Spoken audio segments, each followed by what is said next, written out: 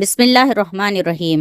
అస్సలాముఅలైకుం వరహమతుల్లాహి వబర్కాతుహు. Friends, ఈరోజు మనం ఆషూరా రోజు ఉపవాసం మరియు పాపాల క్షమాపణలో ఆ ఉపవాసం యొక్క మహిమను గురించి ఖురాన్ ఔర్ హదీస్ వెలుగులో కొన్ని విషయాలను మనం తెలుసుకుందాం. అబూ ఖతాదా అల్ అన్సారీ రజియల్లాహు తాలా అన్హు నుండి కథనం. ప్రవక్త సల్లల్లాహు అలైహి వసల్లం వారు ఇలా అన్నారు: ఆషూరా రోజు ఉపవాసం గురించి నేను అల్లా వద్ద ఆశిస్తున్నాను, అది గత 1 సంవత్సరం చేసిన చిన్న పాపాలకు పరిహారంగా మారుతుంది. ఇది సహీహ్ ముస్లిం హదీస్. ఈ హదీస్ యొక్క వివరణ: ఆషూరా రోజు ఉండే ఉపవాసం చిన్న పాపాలకు పరిహారంగా ఉంటుంది. అంటే పెద్ద పాపాలు మినహా మిగిలిన పాపాలను అల్లా క్షమిస్తాడు.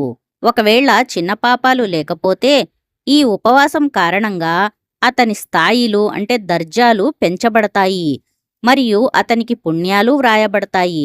ఒకవేళ పెద్ద పాపాలే ఉండి చిన్న పాపాలు లేకపోతే వాటి భారాన్ని తగ్గిస్తాడని ఆశించబడుతుంది. ఆషూరా రోజు ఉపవాసం 1 సంవత్సరం పాపాలకు పరిహారం. ఈ రోజును మాత్రమే ప్రత్యేకంగా ఉపవాసం ఉండటం మక్రూహ్ కాదు. ఆషూరా ఉపవాసం చిన్న పాపాలకు పరిహారం, పెద్ద పాపాలకు నిజమైన తోబా పశ్చాత్తాపం తప్పనిసరి. ఆషూరా ఉపవాసం ఉండి ఇఫ్తార్ సమయంలో చేసిన పెద్ద పాపాలకు పశ్చాత్తాపపడుతూ అల్లాహ్ వద్ద క్షమాపణ కోరుకుంటే అల్లాహతాలా తప్పకుండా క్షమిస్తాడు. మరింత ఉత్తమమైన సున్నత్ ఏమిటంటే మొహర్రం 9 మరియు 10 తేదీలలో లేదా 10 మరియు 11 తేదీలలో ఉపవాసం ఉండటం. 9 మొహర్రం జూన్ 25, 10 మొహర్రం జూన్ 26.